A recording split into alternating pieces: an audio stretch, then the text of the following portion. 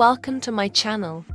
In this video, we will explore Henry Fielding's seminal work, Joseph Andrews, offering a comprehensive summary and insightful analysis of its themes, characters, and narrative techniques.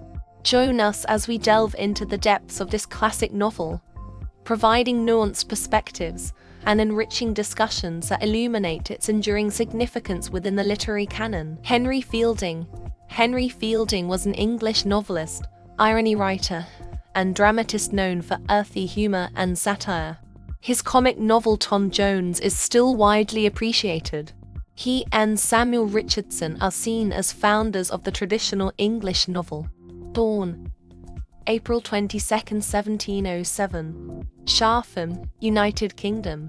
Died October 8, 1754, Lisbon, Portugal. Fielding was known for his humor and satire in his pieces, as well as a penchant for establishing a wide variety of characters among varying social classes.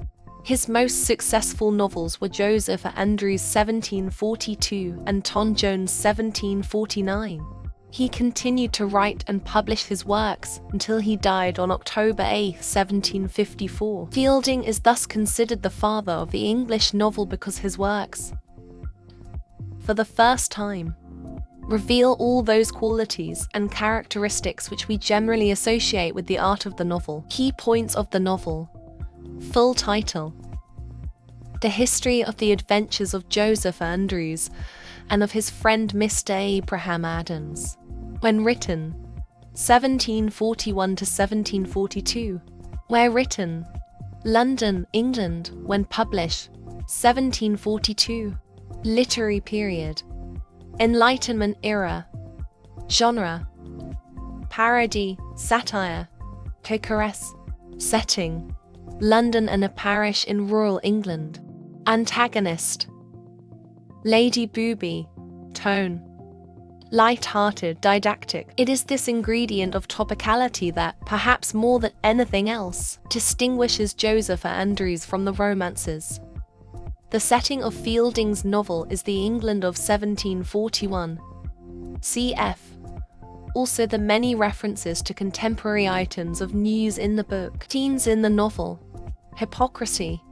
Henry Fielding's Joseph Andrews is full of characters who act one way on the surface but who are often very different on the inside. Lust versus chastity. Social class.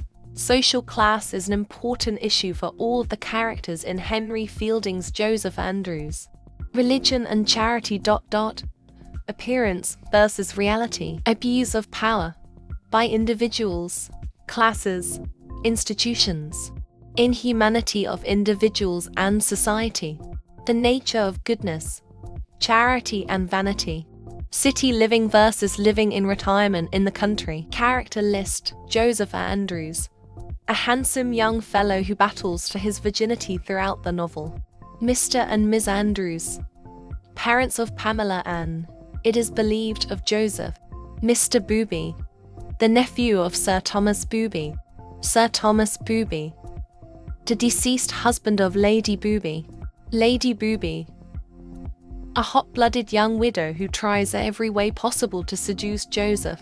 Mrs. Slipslop, a repulsive servant woman who also pursues Joseph. Mr. Abraham Adams, a charitable curate.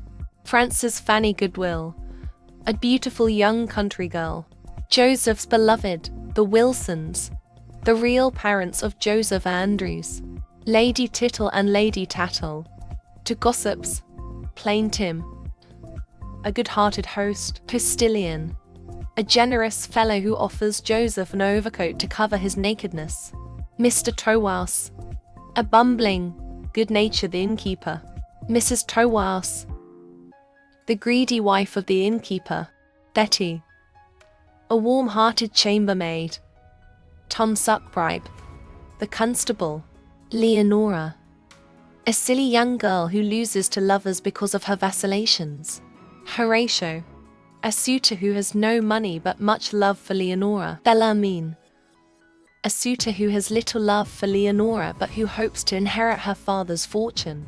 Linda Mirror, a gossip, Mrs. Graves, a prude, Parson Trolliber, a hypocritical country parson, the peddler, the man who reveals the secret of Joseph's parentage, lawyer scout, an unscrupulous lawyer, Mrs. Adams Parson, Adam's disagreeable wife. Summary of the novel.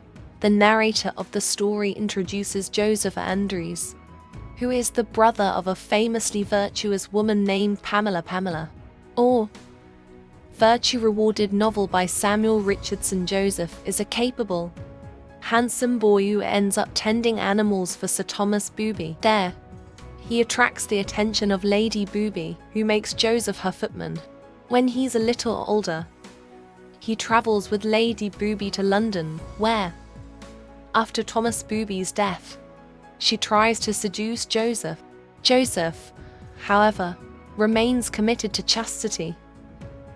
Just like his famous sister, Dissa knows Lady Booby, and when her scheming maid Lady Slipslop tells lies about Joseph being a scoundrel, she uses it as an excuse to fire Joseph. Joseph heads back from London to the country, hoping to see his longtime love Fanny.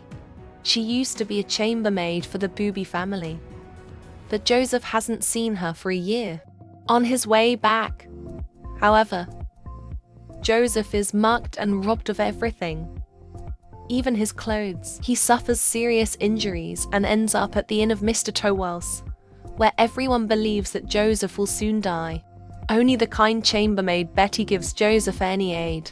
Joseph does eventually recover, however, and at the inn he happens to run into his old friend Abraham Adams, a bookish parson who always carries around a copy of the works of Aeschylus. Abraham Adams hopes to sell some books of his sermons in London, but as he checks his bag, he realizes that his wife, Mrs. Adams, replaced several of his books in his bag with shirts. He decides to go back to fetch his sermons, which means that he and Joseph will be traveling in the same direction.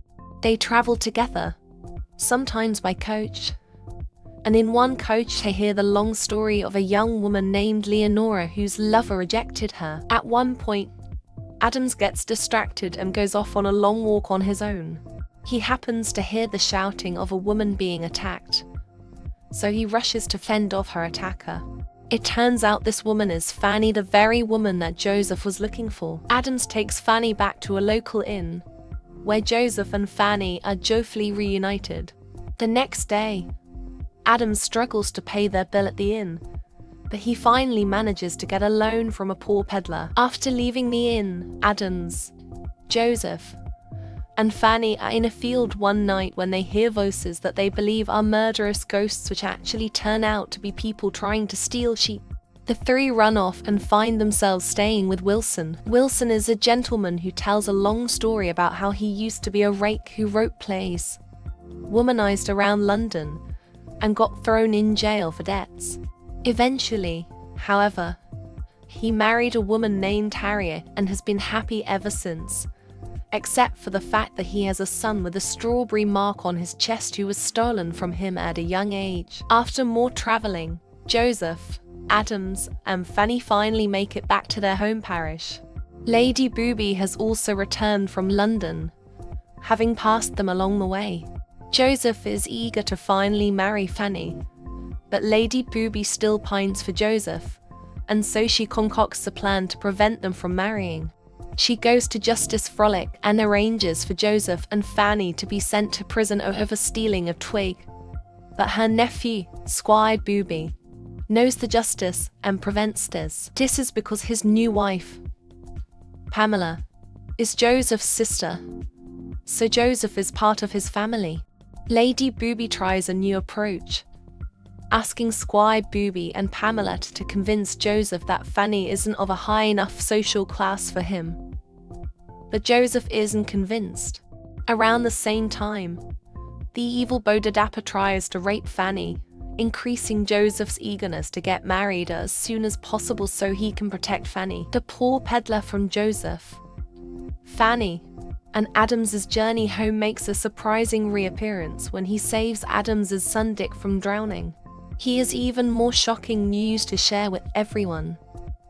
He knows that Fanny's real parents are Mr. and Miss Andrews, meaning that she is Joseph's sister, and a wedding must be called off. The peddler's story causes confusion and temporarily stops the wedding. But as Gamma Andrews reveals after she arrives, Joseph is not actually her biological son. As it turns out, Joseph is actually Wilson's stolen son. He was swapped in the cradle with Fanny by a fortune teller visiting Gamma. Wilson himself arrives to confirm this, and Joseph reveals that he has a strawberry mark on his chest, just like Wilson's lost child. The wedding is back on, with Adams conducting the ceremony. Joseph and Fanny live together happily with Joseph's parents, and Fanny is soon pregnant. Meanwhile, Lady Booby goes back to London and takes up with a young captain who makes her forget all about Joseph. I hope you've understand this lecture. If you have any queries, let me know in the comments section, and do share it with your friends.